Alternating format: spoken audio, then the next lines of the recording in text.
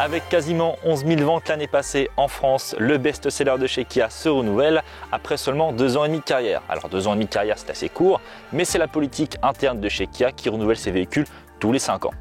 Après un très bon premier cru en 2016 à sa sortie, Kia a jugé bon de renouveler quelques petits détails esthétiques et techniques.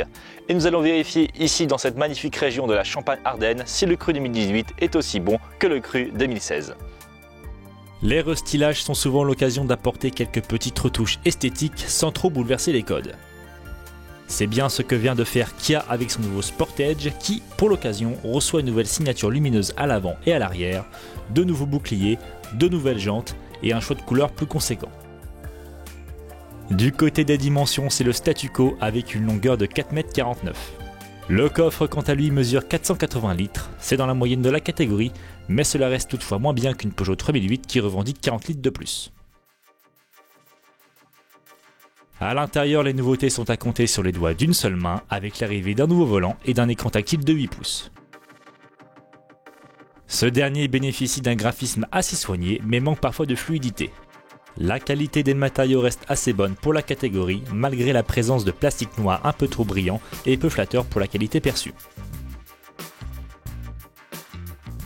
Kia Motors France dispose d'une excellente dynamique de vente sur le marché français, avec aujourd'hui une part de marché d'1,9%, soit une progression de 24% des immatriculations, et notamment sur le marché des particuliers aussi, où Kia Motors France atteint une part de marché de 2,8%.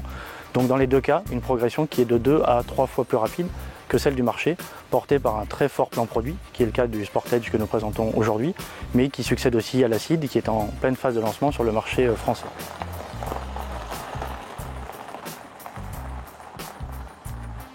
Comme vous l'avez compris, pas de gros changements esthétiques sur ce nouveau Kia Sportage.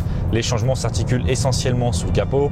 Alors avant on avait l'ancien bloc 1,7 litre CRDI de 136 chevaux. Maintenant Kia a changé le moteur. C'est pas le même moteur du tout, c'est un 1,6 litre CRDI qui fait également 136 chevaux. Ce moteur on le retrouve notamment sous le capot de la Kia Ceed. C'est un moteur que l'on connaît déjà qui suffit amplement à transporter les 1600 kg de la voiture.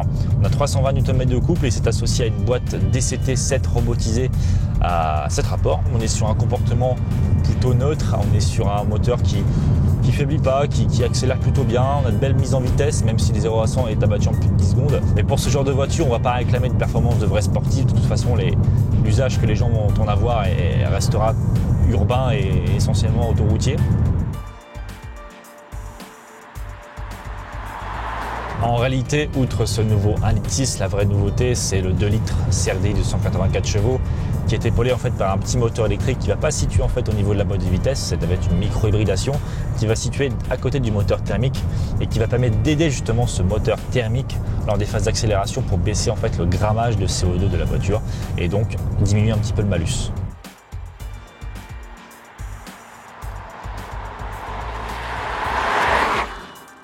En termes de consommation, Kia annonce moins de 6 litres au 100 en usage mixte. Nous avons fait un petit peu d'autoroute et un petit peu de route vallonnée ici en Champagne et nous avons relevé environ 6,5 litres au 100. Donc bon, globalement c'est pas mal pour un moteur diesel de 136 chevaux et une voiture qui fait 1600 kg. Et en termes de grammage, donc avec les nouvelles normes, maintenant notre version du Sportage est un petit peu malucée à cause de 123 grammes annoncés, donc ce qui occasionne un malus de 73 €.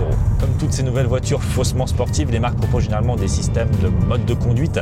Donc celui de Kia est assez simple, on a ce qu'on appelle le Drive Mode qui fait basculer la voiture en mode normal, en usage conventionnel, et en mode sport. Alors qu'est-ce qui change en mode sport? Alors ça va être la gestion de la boîte de vitesse où les passages de rapport vont être un peu plus haut dans les tours, la direction plus incisive et le moteur qui va réagir un peu mieux. On aurait globalement aimé aussi un travail sur la suspension dans le sens où on a une voiture qui s'affaisse un petit peu trop en virage, un peu trop sur ses appuis, mais bon, vu qu'on est sur un SUV, on ne lui tiendra pas vraiment rigueur de cela. Concernant les tarifs, il faudra compter entre 24 390 € et 42 490 € pour ce nouveau Kia Sportage. C'est environ 900 à 1500 € de plus qu'avant le restylage. Vous l'aurez compris, si le Sportage fait toujours figure de bon élève dans la catégorie, la concurrence a bien évolué en l'espace de 3 ans et fait entrer la coréenne dans le rang. Rappelons toutefois qu'avec un cycle de vie court d'à peine 5 ans par modèle, le Sportage devrait se renouveler entièrement d'ici 2 ans pour se hisser de nouveau tout en haut de la catégorie.